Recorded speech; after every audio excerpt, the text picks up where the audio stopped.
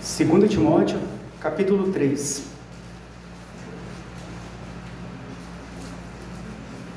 O tema dessa noite é o reconhecimento do pecado.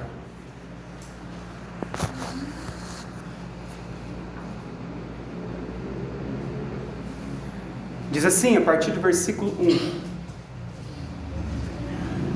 Sabe, porém, isto: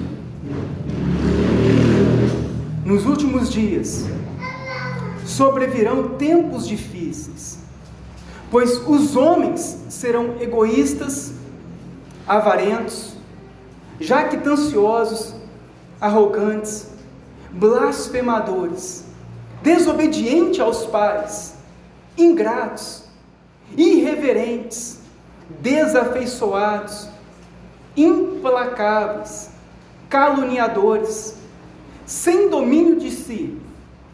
Serão cruéis, inimigos do bem, traidores, atrevidos, enfatuados, mais amigos dos prazeres que amigo de Deus, tendo forma de piedade, negando-lhe, entretanto, o poder.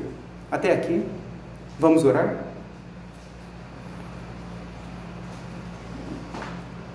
Senhor, nessa noite pedimos a Tua graça sobre nós, a Tua misericórdia sobre cada um de nós, porque nós sabemos, se o Teu Espírito não agir em nós, nós continuaremos perdidos e cegos. Sabemos que também não há mérito nenhum de nós, e nem boas obras que poderão nos salvar.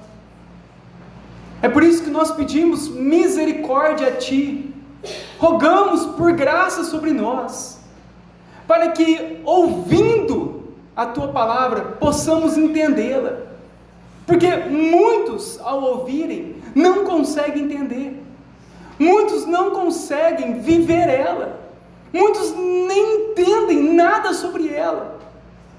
Mas se o Senhor tiver misericórdia de nós essa noite, o Senhor vai despertar o nosso coração, o Senhor vai tirar as escamas dos nossos olhos, para que nós possamos encontrar Cristo.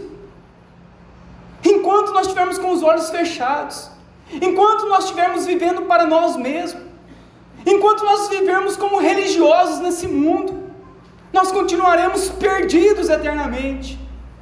Mas se o Senhor, ó Deus, tiver misericórdia de nós nessa noite, dos pequeninos, nós sabemos que nós poderemos sair daqui deste lugar salvos para sempre. Por isso nos ajude, ó Deus, nos ajude, me ajude, ajude cada irmão que está aqui neste lugar nessa noite, para que possamos ser salvos, e um dia, estarmos na Tua presença eternamente, no novo céu e na nova terra. É o que nós oramos, em nome do Senhor Jesus Cristo. Amém. Irmãos, Deus, Ele nos fez a sua imagem e a sua semelhança. O que significa isso? Significa que quando Deus Ele nos criou como criaturas perfeitamente morais. Havia uma perfeição moral em cada um dos homens, quando Deus os criou. Não havia o pecado. Mas quando o homem ele peca, ele come do fruto proibido, então o homem, ele cai da graça do Senhor, e o pecado, agora, faz o homem, ele perder o alvo. É isso que significa no grego, pecado, perder o alvo, ele perde o alvo, e agora aquela imagem e semelhança, a qual Deus havia feito, ela se tornou corrompida, e agora aquele homem, que era a imagem e semelhança de Deus, ele se torna um pecador.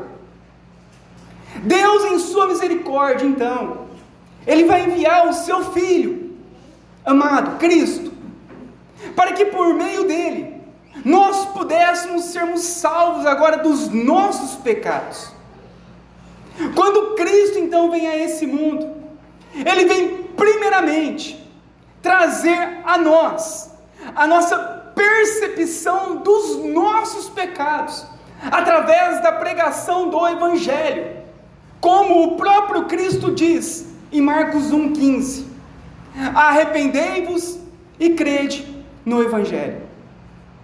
A primeira ação que acontece na vida de um homem, para ele ser salvo, é enxergar a sua miséria espiritual em que ele vive, perceber a realidade na sua vida dos seus pecados, para que então ele possa ser salvo. Essa é a primeira coisa que acontece com uma pessoa para ela ser salva, ela poder enxergar nela os muitos pecados que ela tem, essa percepção da maldade no nosso coração, essa percepção da realidade da vida errada que nós vivemos, é impossível de ser enxergada, discernida, se Deus não agir em nós. As pessoas acham que são boas, as pessoas acham que serão salvas por aquilo que elas fazem, elas se acham merecedoras do céu, mas a Bíblia não fala nada disso para nós.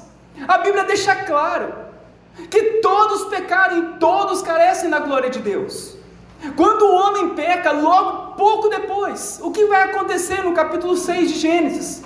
Ali diz que o Senhor viu que a maldade do homem, no coração do homem, se multiplicava por toda a terra. Nós podemos ver isso com relação à própria crucificação de Cristo. Aqueles homens, aqueles judeus, que tinham a lei em suas mãos, aqueles homens, eles crucificam o próprio Cristo. Eu quero fazer a leitura rapidinho com relação a isso, para nós entendermos o grau da percepção que nós temos com relação aos nossos pecados. É praticamente zero. Se Deus ele não interferir em nós, ninguém consegue enxergar que é pecador. Aqueles homens haviam crucificado Cristo. Jesus veio para eles, a Bíblia fala. E eles matam Cristo. Logo depois, então, o apóstolo Paulo ele vai ministrar e fazer uma pregação. E ele diz assim em Atos 2:22: varões israelitas, atendei a essas palavras. Jesus o Nazareno, o varão aprovado por Deus diante de vós com milagres, prodígios e sinais, os quais o próprio Deus realizou por intermédio dele entre vós, como vós mesmos sabeis. Olha a pregação de Pedro. É isso aqui que era a pregação naquela época, viu, meu irmão? Não é Deus vai te dar isso, Deus vai te dar aquilo. Para com isso. Olha aqui que Pedro, a primeira pregação de Pedro: irmãos, vocês viram o que ele fez no meio de vocês, vocês viram os sinais. Ele ressuscitou mortos, curou paralíticos, abriu olhos de cegos, deu voz aos mudos, curou toda a sorte de enfermidades, curou endemoniados, fez milagres, multiplicações de pães e peixes. Vocês viram isso. Pedro deixa bem claro para aqueles irmãos que eles haviam visto os milagres sendo operados pelas mãos de Cristo, algo que ninguém jamais tinha feito. Cristo fez diante dos olhos deles. Então ele fala assim: vocês viram o que ele fez entre vós, e vocês sabem. No 23 então ele diz: sendo então Cristo entregue, pelo determinado desígnio e presciência de Deus, vós o mataste, crucificando-o por mãos de iníquos, a qual, porém, Deus o ressuscitou, rompendo os grilhões da morte, porquanto não era possível que ele fosse retido por ela. Os judeus haviam crucificado Cristo, e a percepção deles quanto à maldade que eles haviam praticado era praticamente nula. Até aquele momento em que o apóstolo Pedro então vai pregar o Evangelho. No momento em que é anunciado o Evangelho, no momento em que é anunciado os pecados, Cristo o Salvador, o que vai acontecer então com esses homens? A ficha deles vai cair, e caiu, e veio a consciência deles, a maldade que eles haviam feito. Então eles começaram a olhar para as suas próprias mãos, cheias do sangue inocente de Cristo. Vós o mataste, crucificando-o por mãos de pecadores. Um homem inocente, sem pecado, foi morto por homens pecadores. Agora eles poderiam olhar para o seu coração e perceber a maldade que havia em seus corações. Olharem para seus caminhos, que eram tão tortuosos, e terem a percepção que eles estavam caminhando por caminhos errados. Naquele momento, inicia-se a salvação daquele povo. E então, no versículo 36, diz assim: e seja absolutamente certo, continuando a pregação de Pedro, pois toda a casa de Israel, de que a este Jesus, que vocês crucificaram, Deus o fez Senhor e Cristo. Ouvindo eles essas coisas, compungiu-se-lhes o coração. Compungir significa, é a mesma coisa que ser transpassado por uma lança. Quando Pedro prega isso, é como se eles tivessem recebido uma lança dentro do coração deles, e aquilo abre uma ferida profunda naqueles corações que estavam ouvindo o Evangelho, e logo eles perguntam para Pedro e aos demais apóstolos: o que nós devemos fazer agora, meus irmãos?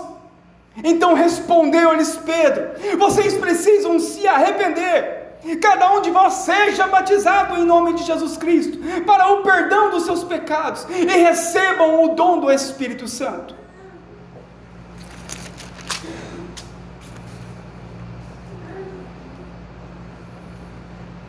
Da mesma forma, se Deus não alcançar o nosso coração,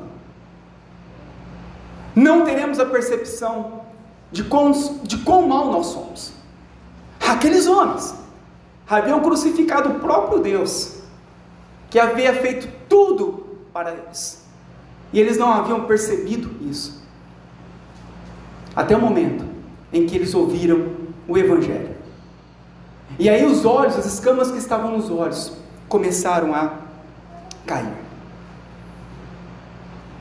Da mesma forma, somos nós. Talvez nós chegamos aqui neste lugar achando que somos bons, ou que já alcançamos a perfeição, ou a santidade plena, e que não precisamos de mudar mais em nada, porque do jeito que está, já está bom. Chegamos muitas vezes endurecidos aqui neste lugar, como aqueles homens, sem a percepção da maldade que está em teu coração, sem a percepção do que realmente está dentro de nós, como diz em Mateus 15, que diz assim: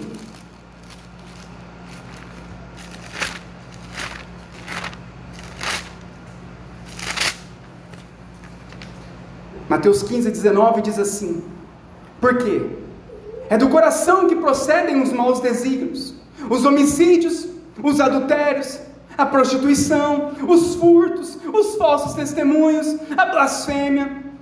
São estas coisas que contaminam o homem, e não comer sem lavar as mãos. É de dentro do coração do homem que vem a maldade, é de dentro do nosso coração. Martinho Lutero vai dizer o seguinte: o reconhecimento do pecado é o início da nossa salvação. A salvação do homem chegará quando ele começa a ter percepção dos seus pecados. Ele começa a enxergar o quão mal ele é, o quão mal ele tem andado neste mundo.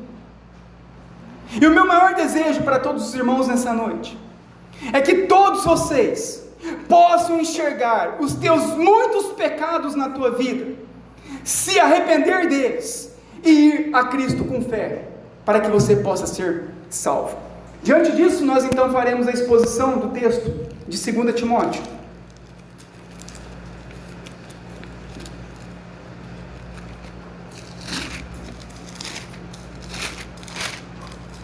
No capítulo 3, novamente.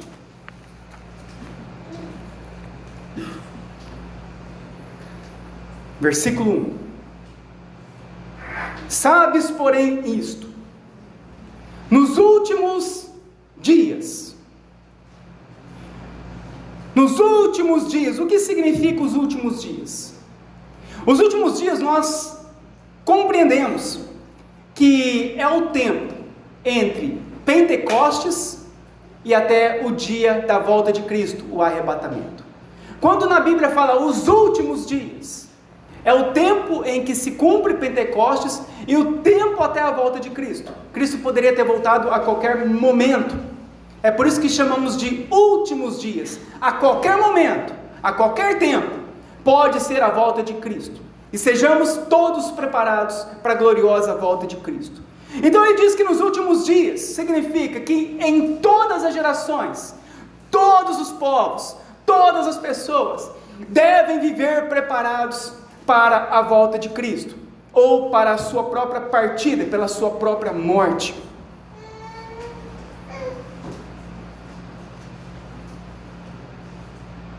Nos últimos dias, sobrevirão tempos difíceis.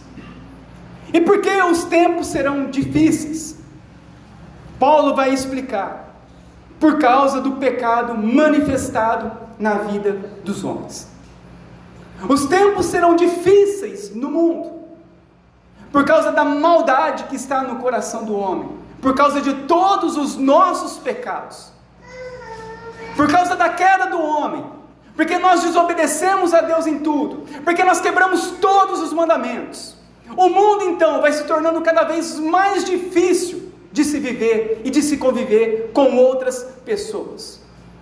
E por causa disso, Paulo então vai dizer: sobrevirão tempos difíceis. E que tempos difíceis é esse? Por causa dos pecados dos homens. Eu acho interessante a respeito disso, porque muitas vezes nós falamos sobre pecados, e aquilo se torna muitas vezes relativizado em nossas vidas. Existe uma pregação, depois eu vou postar lá no grupo da igreja, chamada a pregação chocante, do pastor Paul Washer. Essa é considerada a pregação mais importante da nossa geração. Imagina quantas pregações existem. Essa é considerada a pregação mais importante na nossa geração. Chama-se pregação chocante. O pastor Paul Washer, ele estava ministrando numa igreja, pregando numa igreja. E ele estava falando sobre o pecado e a eternidade. Ele estava ministrando e ele estava falando, e ele de repente nessa ministração, nesse ensinamento para a igreja, para que a igreja possa ser salva, para que os irmãos possam se converter. Ele então, nessa ministração, ele dizia: olha, eu sei que daqui 100 anos, muitos de vocês estarão no inferno. E provavelmente isso acontecerá também no nosso meio. Provavelmente alguns de nós acordaremos um dia, não no céu, mas no inferno. E ele estava ministrando algo tão sério, falando a respeito da eternidade. Porque nós vivemos num tempo em que todo mundo, quando morre, ficou bom e vai para o céu. Essa é a concepção que todo mundo tem, né? O universalismo chama essa teologia. Que no final todo mundo é salvo. Até os demônios, até Satanás. É assim, né? No final todo mundo ficou bom. Mas a Bíblia não fala isso. A Bíblia ela é bem clara, que existem o joio e o trigo, as ovelhas e o bode. E Paul Washer, ele estava ministrando isso e falando sobre isso. Muitos de vocês estarão daqui a alguns anos no inferno. E naquele momento, ele falando, pregando, os irmãos começaram a dar glória a Deus, aleluia, e baterem palma diante daquilo que estava sendo ministrado tão sério. E naquele instante, então, Paul Washer, ele para e fala: por que vocês estão batendo palma? Eu estou falando de vocês. É sobre vocês. Vocês estão caminhando para o inferno e vocês estão batendo palma. caminho errado e vocês acham que estão certos. Naquele momento, há uma paralisação de todo mundo ali, diante daquilo. Porque muitas vezes, nós estamos na igreja, mas nós não temos a percepção dos nossos pecados. É como se o pastor estivesse pregando, e você está pensando no teu vizinho. É como se o pastor estivesse pregando, e você falando, não, isso aqui não é comigo. Essa aqui eu estou lembrando de uma pessoa que deveria estar aqui, para ouvir essa pregação. Mas na realidade, é para nós, essa palavra. Você é o principal dos pecadores. Você quebrou toda a aliança com Deus. Observa a tua vida. Você desobedeceu todos os 10 mandamentos. Leia os 10 mandamentos e você vai perceber isso. Você errou todos os mandamentos. Falhou em toda a lei. E essa percepção muitas vezes não está clara em nosso coração. E nós nos chegamos diante de Deus achando que é para o outro e não para nós, mas é para você. Porque se nós não nos convertermos, nós não seremos salvos. Se nós não recebermos um novo coração, nós não entraremos no céu. Jesus deixa bem claro: quem não nascer de novo, não poderá ver o reino de Deus. O que é nascido da carne é carne, mas o que é nascido do Espírito é Espírito. Se nós não recebermos um novo coração, nós seremos condenados. Se você não se converter, cada culto que você vier aqui neste lugar, será uma condenação maior para a tua vida, porque aqui você está ouvindo uma verdade. Isso acumulará contra você no dia do juízo, pela dureza e rebeldia do teu coração. E o Senhor, Ele quer nos mostrar que somos nós, que nós somos falhos e pecadores, e que não é o irmão, não é o vizinho, mas sou eu. Então Ele vai dizer: os homens serão egoístas. O que significa isso? Serão amantes de si mesmo, que não vão se importar com o próximo, que buscam seus próprios interesses, que não têm zelo pela obra de Deus, pessoas que pensam somente em si, pessoas que deixaram de amar o marido, ou amar a esposa, ou amar os filhos, ou os filhos amarem os pais, pessoas que estão vivendo somente para si mesmo, somente para as suas próprias coisas, e que não amam a Deus. São egoístas. Olha para a nossa vida, você percebe que nós somos egoístas. Nós estamos vivendo muitas vezes para nós mesmos, não evangelizamos ninguém, não pregamos a verdade para ninguém, deixamos todo mundo ir para o inferno, e fechamos a nossa boca, tampamos os nossos ouvidos, fechamos os nossos olhos. Olha como nós somos egoístas, vemos pessoas ao nosso lado necessitados, e fechamos o nosso coração. Você consegue entender a profundidade dos nossos pecados?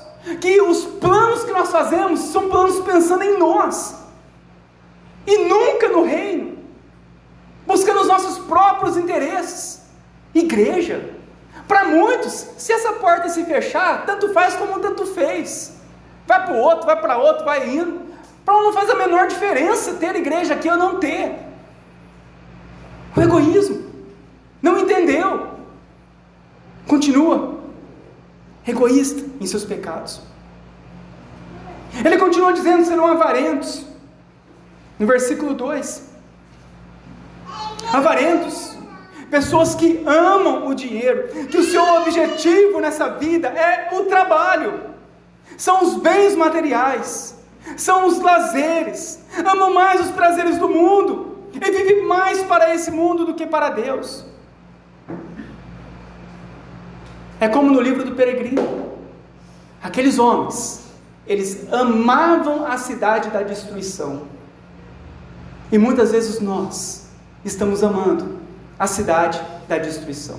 O Senhor diz que não ficará pedra sobre pedra, tudo será destruído, tudo será acabado, mas nós ainda continuamos avarentos, amando essas coisas, amando esse mundo, vivendo para esse mundo e não para Cristo. Ele continua dizendo: os homens serão jactanciosos. Significa pessoa orgulhosa, pessoa dura de coração, pessoa que não está disposta a fazer o bem. É um coração que não quer mudar, jactanciosa. Ela não quer mudar, é orgulhosa. Vem diante do Senhor, mas não quer mudar, dura de coração. O Senhor fala, mas nós rejeitamos as instruções, rejeitamos a palavra de Deus. Você se lembra de alguém assim? Provavelmente todos nós. Arrogantes, que se mostra acima dos outros, que quer mostrar que tem algo melhor que o outro, arrogante. Ele quer mostrar que ele é acima dos outros por aquilo que ele tem, seja financeiro, seja por dons. Então ele compra um celular, ele quer destacar, ele quer que todo mundo vê o celular novo dele, ele coloca em lugar de destaque. Ele quer ser admirado pelo seu novo celular, pela sua roupa, pelo seu sapato, pelo seu tênis, pelo seu carro, pela sua casa. Quer mostrar nas redes sociais os lugares para onde viaja. Quer ser popular. As coisas materiais que têm se mostrado para se mostrar superior aos outros. Todas as vezes que nós queremos mostrar para alguém que nós somos melhores do que ele, nós nos tornamos arrogantes. Jesus diz que aquele que quiser ser o maior, seja aquele que sirva aos outros.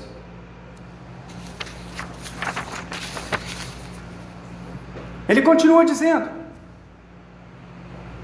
blasfemadores,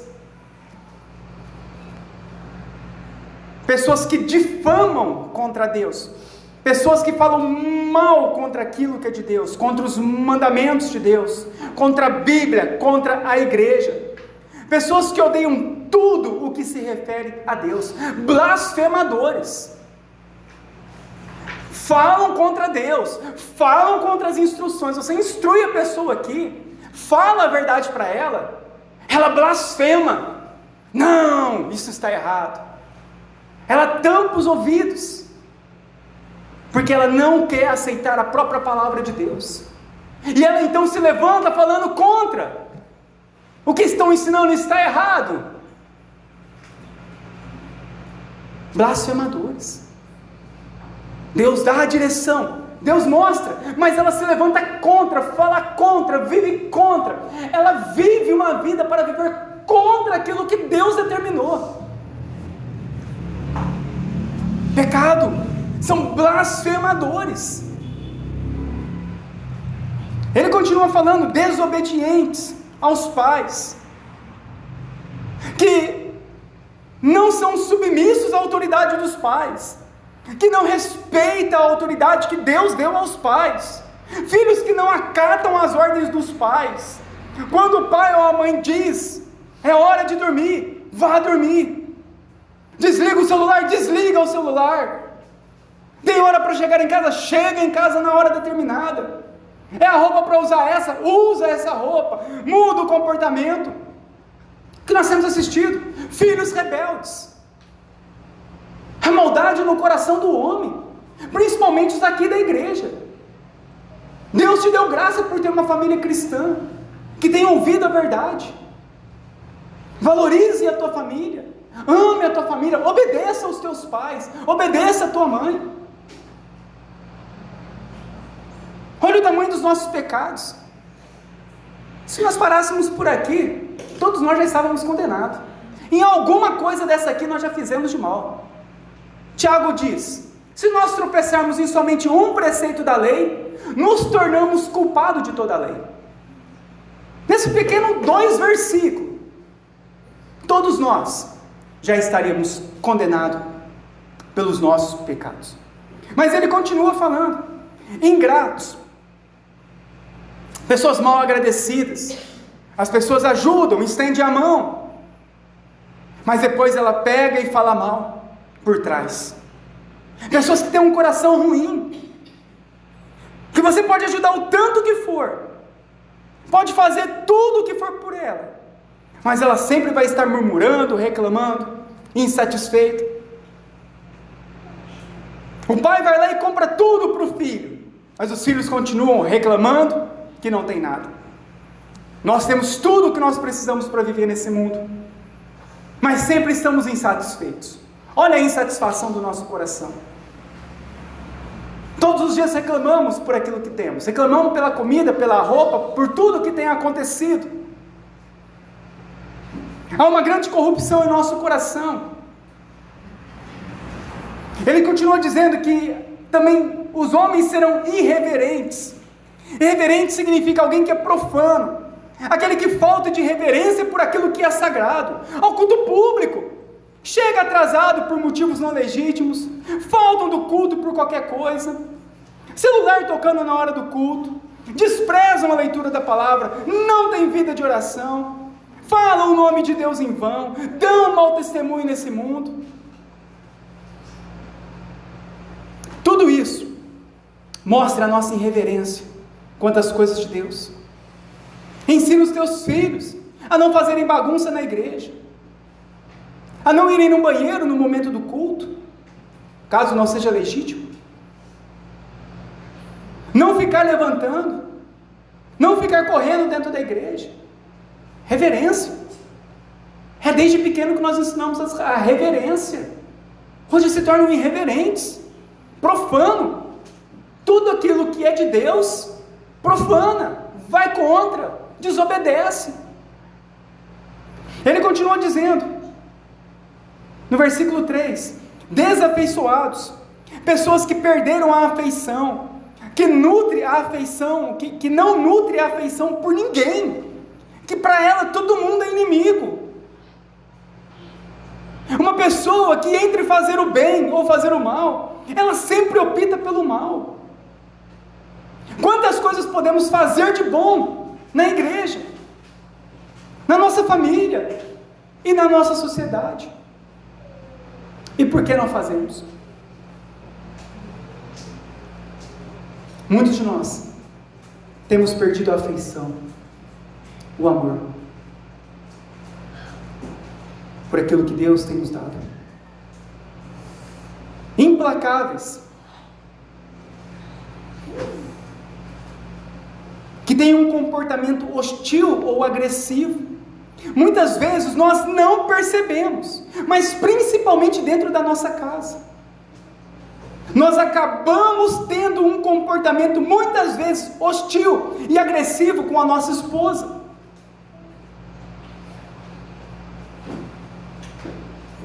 Na maneira de falar com os nossos filhos. Muitas vezes temos sido agressivos, hostis. Palavras duras no trato, em especial o homem com relação à mulher. Olha como nós somos pecadores. E se Deus nos tratasse dessa forma, estaríamos perdidos. Se Deus nos tratasse da forma que nós tratamos a nossa esposa.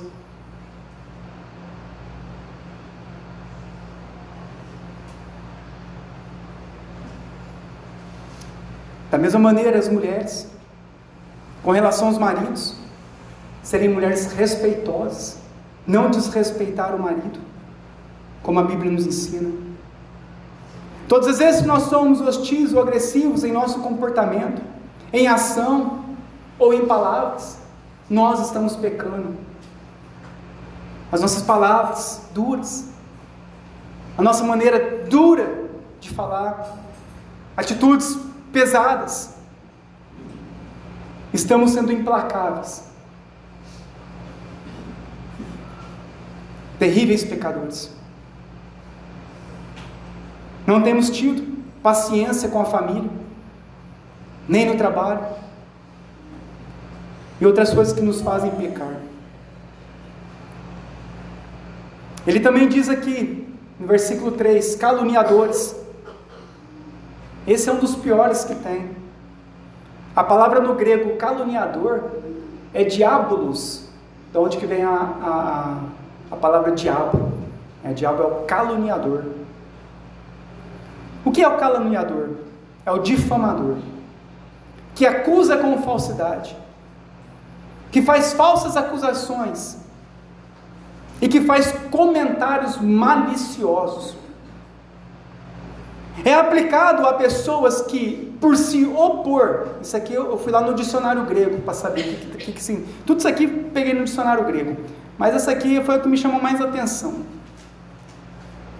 Diz assim: aplicado a pessoas que, por se oporem à causa de Deus, podem ser descritas como agindo da parte do demônio, ou tomando o seu partido Satanás, o príncipe dos demônios, o autor de toda maldade, que persegue pessoas de bem, criando inimizades entre a humanidade e Deus. É muito pesado isso.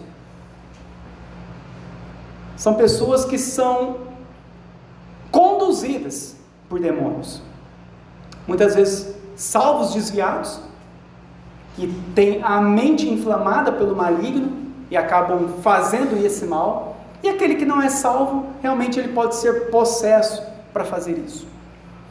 São pessoas, diz isso no dicionário grego, a respeito dessa palavra, são pessoas que falam mal dos irmãos pelas costas, falam mal do pastor, fala mal da pregação, fala mal do louvor, fala mal dos ensinamentos, fala mal, meu irmão, até da janta. Você não acredita nisso? Nós, todo culto de sábado, nós gratuitamente fazemos uma janta para toda a igreja. A irmã vai lá, se esforça, faz de tudo. E você acredita que tem pessoa que fala mal ainda? Você não acredita nisso?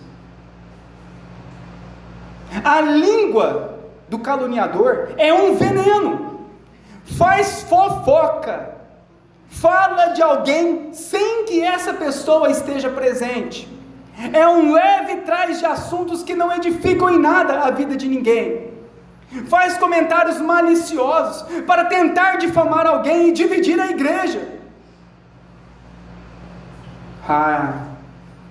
Espero que nenhum dos irmãos aqui sejam difamadores, caluniadores.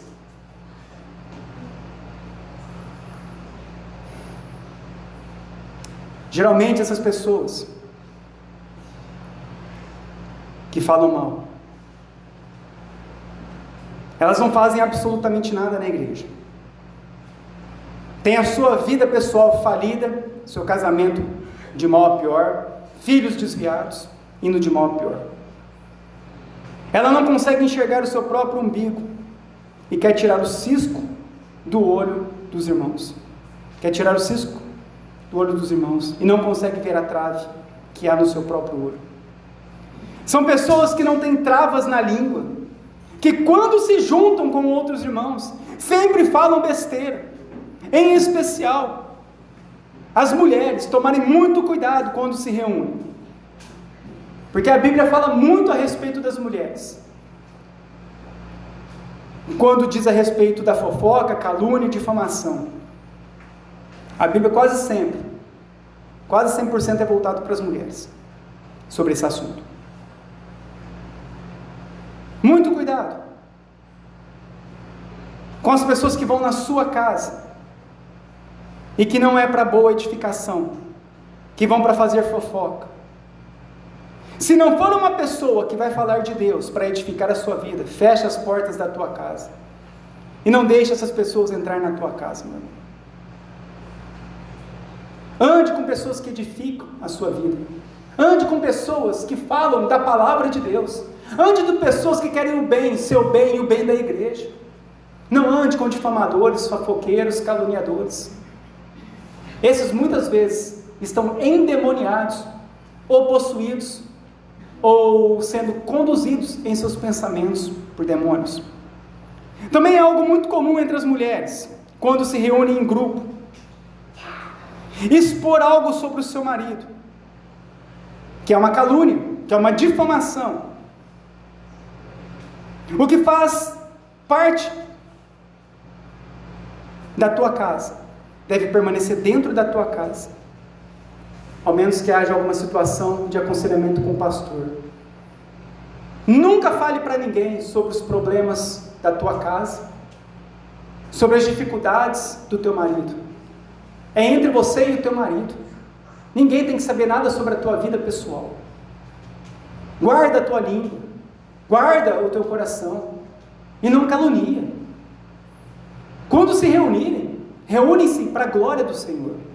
Sempre perguntam: isso está sendo para a glória do Senhor?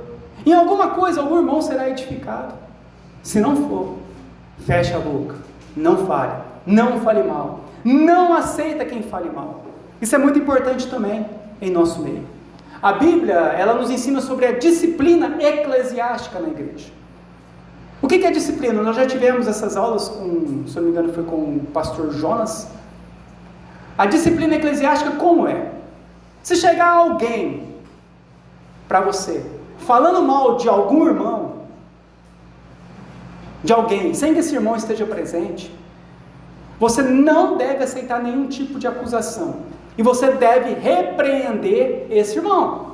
Você, irmão, isso que você está falando não é de Deus. Eu não quero ouvir sobre isso aqui na minha casa. Eu não quero ouvir sobre isso nessa reunião. Eu não quero ouvir sobre esse assunto aqui. O primeiro passo é esse. A Bíblia diz, você vai lá nesse irmão e o repreende, falando: não, isso que você falou está errado, é pecado. Eu não quero ouvir sobre isso e eu não concordo a respeito disso.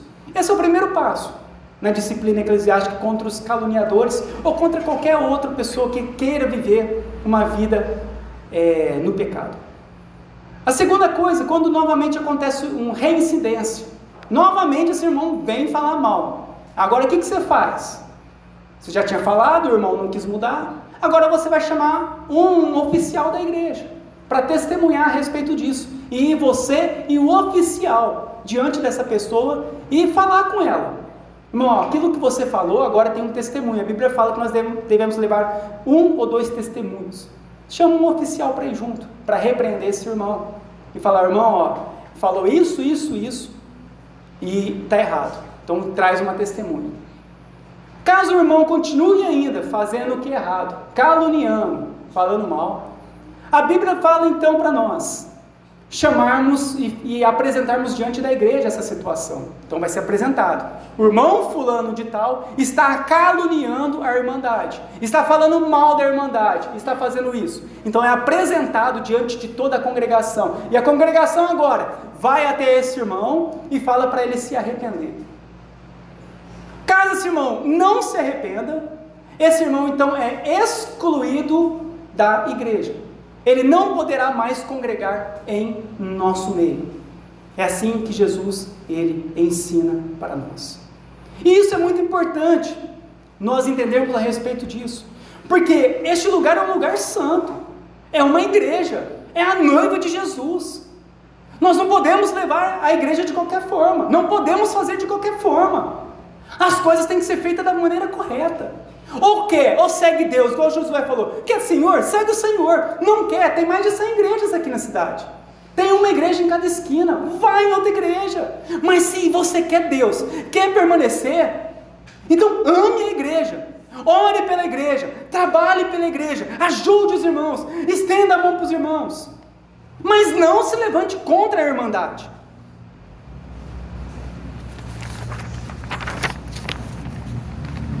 São pecados. Olha o nosso coração, olha como o nosso coração é mau. E ele continua dizendo: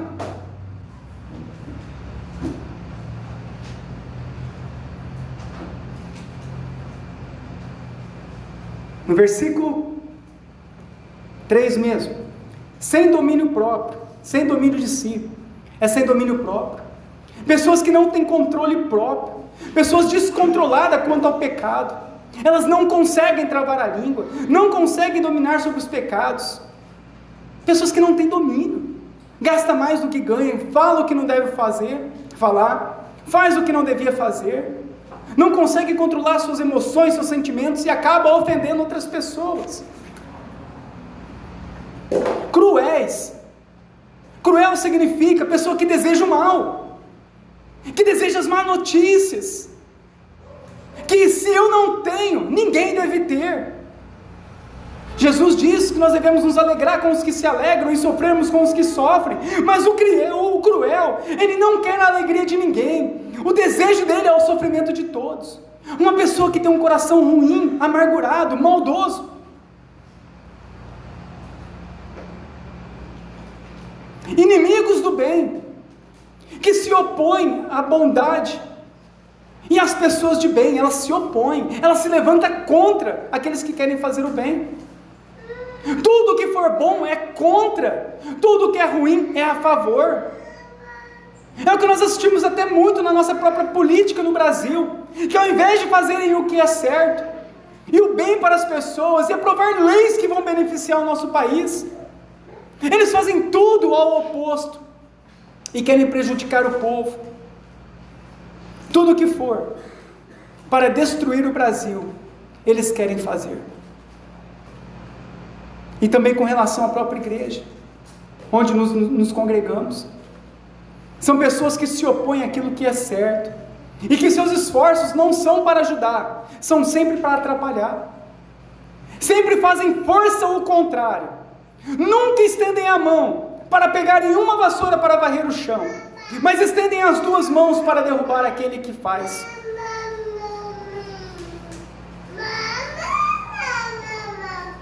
No versículo 4, são traidores, são aqueles que odeiam a fidelidade, e estão prontos a te derrubar a qualquer momento.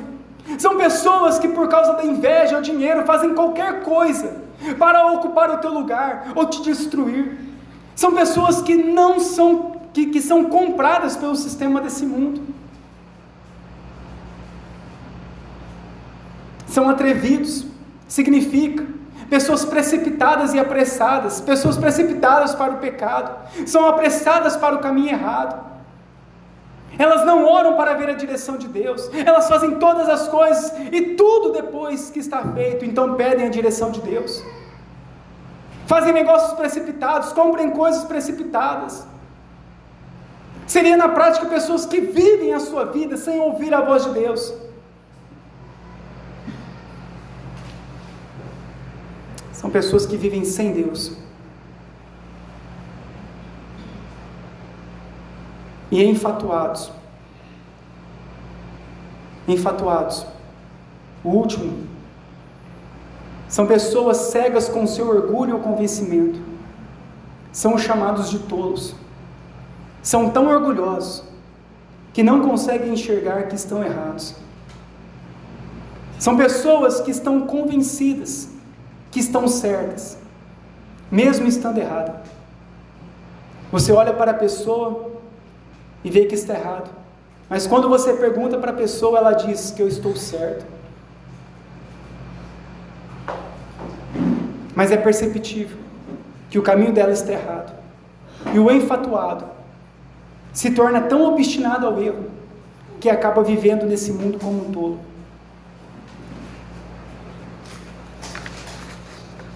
Aqui é uma simples passagem da Bíblia, onde é colocado o nome dos pecados, é colocado o nome das transgressões, é mostrado para nós, porque muitas vezes nós vemos na igreja, né, e no momento de pedir perdão, nós vamos orar para pedir perdão, muitas vezes nós nem lembramos, não é assim?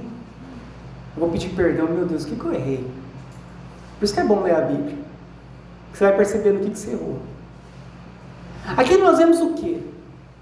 A exposição da podridão do coração do homem. Esse é o reflexo dos nossos corações. E por que Paulo ele faz essa exposição? Porque nós só podemos ser salvos se nós entendermos que nós somos pecadores. É impossível uma pessoa ela ser salva se ela não fazer uma meditação disso e ter a consciência, meu Deus, eu sabia que eu errava, mas eu não sabia que eu errava em tudo. Eu sabia que eu tinha uns pecadinhos, mas eu não sabia que esses pecados eram tão grandes, tão profundos e tão sérios. A ideia que nós temos muitas vezes hoje é que nós não conseguimos enxergar quem realmente nós somos. E a primeira que nós precisamos para sermos salvos é enxergar isso. Ele nomeia para que você tenha no teu intelecto, se o Espírito Santo agir em você, para você tudo que foi falado, você agora ter consciência. Nossa, Danilo, agora eu entendi, agora eu estou entendendo, agora eu estou entendendo que eu sou egoísta, eu preciso de mudar isso. Senhor, me ajude, olha o meu egoísmo, Senhor, olha a minha avareza, olha como que eu sou avarento por este mundo, Senhor, olha como que eu sou jactancioso, orgulhoso na minha vida, olha como eu sou arrogante, olha as minhas arrogâncias, eu sempre querendo ser melhor e maior que o outro, olha as minhas blasfêmias, como que eu sou irreverente diante de tantas coisas do Senhor, olha como que eu desobedeço os meus pais todos os dias, olha como eu sou ingrato, o Senhor me deu tudo, eu tenho comida, eu tenho casa, eu tenho roupa, e eu estou reclamando. Senhor, eu não estava enxergando isso, eu sou um pecador, irreverente, desafeiçoado, que não tem afeição, amor pelo próximo, traidor, cruel, inimigo do bem, implacável, caluniador, fofoqueiro, não sem domínio de si, atrevido, mais amigo dos prazeres que amigo de Deus. Quando nós começamos a entender isso, é o momento em que Deus então está nos chamando para a salvação, no momento em que nós conseguimos enxergar isso. Ele está falando de mim, Paulo está falando de mim, as Escrituras estão me chamando para a vida eterna. Eu estou entendendo agora, Danilo, eu estou entendendo que eu sou um pecador, eu estou entendendo que eu vivi, olha a minha vida, olha os meus caminhos errados, olha as palavras torpes, olha a minha vida, olha o meu casamento, olha como eu tratei minha esposa, olha como eu estou tratando os meus filhos. Agora eu estou enxergando, Deus, olha como eu tenho desobedecido os meus pais querendo me ajudar, eu tenho desobedecido eles. Olha, Deus, agora eu estou entendendo que eu preciso de amar o meu irmão, o próximo, agora eu estou entendendo que eu preciso de trabalhar pela igreja, que eu tenho que trabalhar pela obra do Senhor, para que o teu nome seja propagado em todos esses lugares.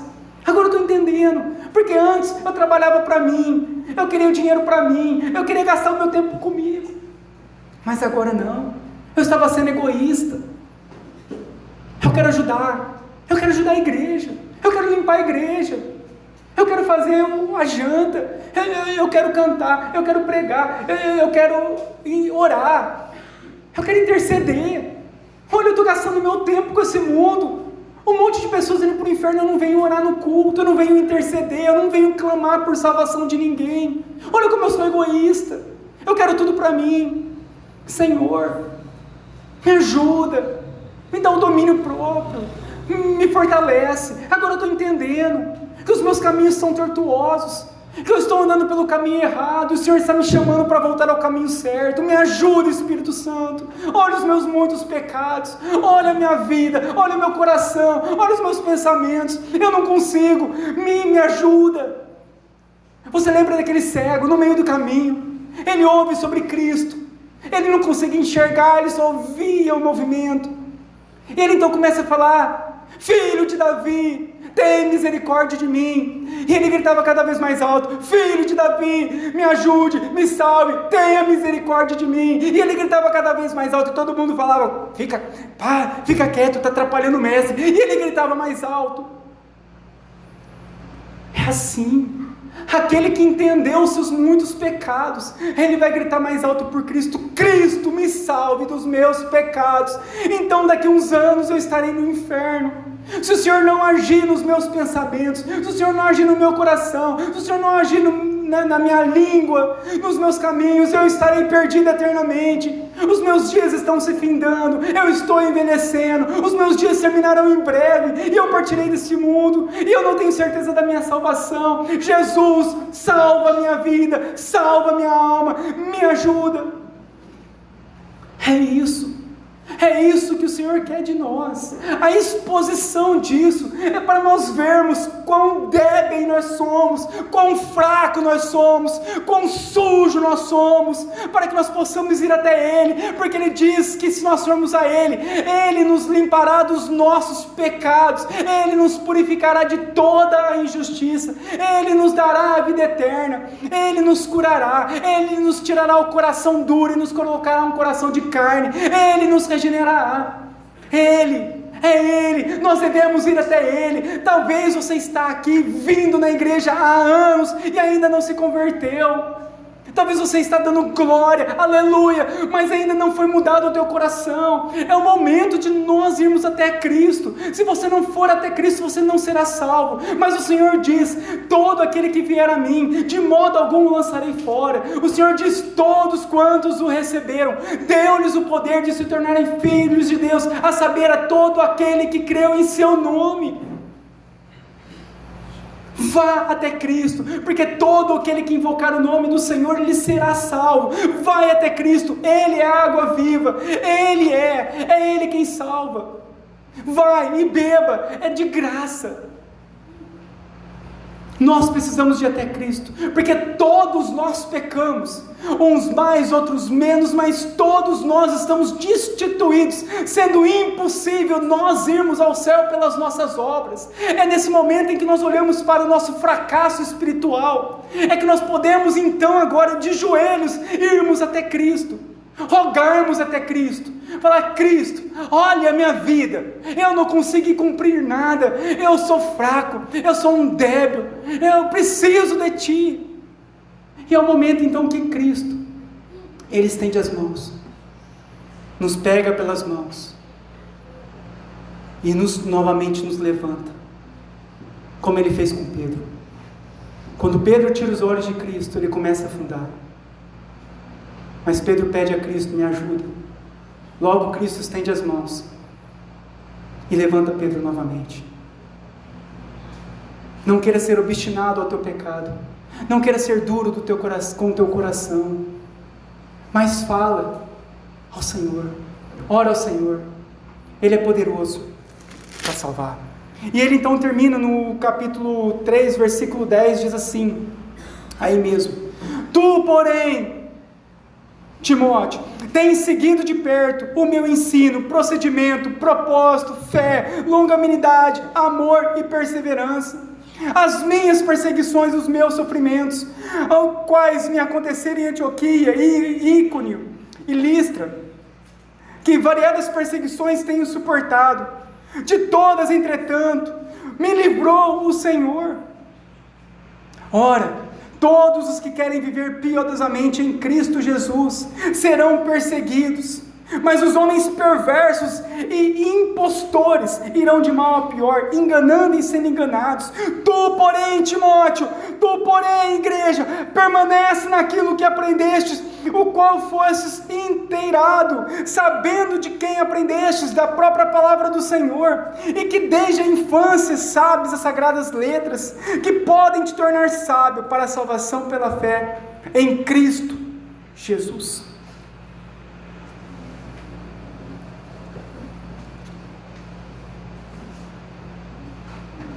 Precisamos ir a Cristo. Nesse momento,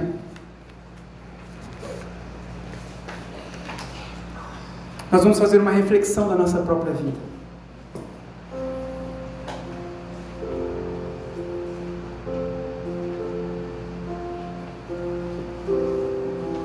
Que na consciência de todos esses pecados, ninguém aqui é bom.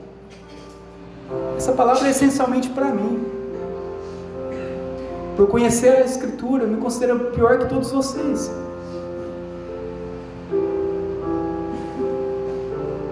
Eu faço parte. Eu preciso também me arrepender. Para todos nós. Mas se você for com fé e se arrepender, e tiver um relance na sua mente e no teu coração, falando: meu Deus, o que eu fiz, o que eu falei, o que eu vivi, Senhor, me perdoa. E então você será perdoado.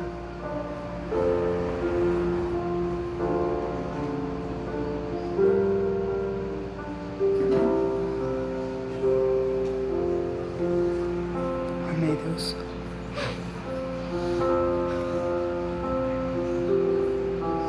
Me perdoa, Deus. Tantas falhas, tantos erros, tanto mal eu tenho feito.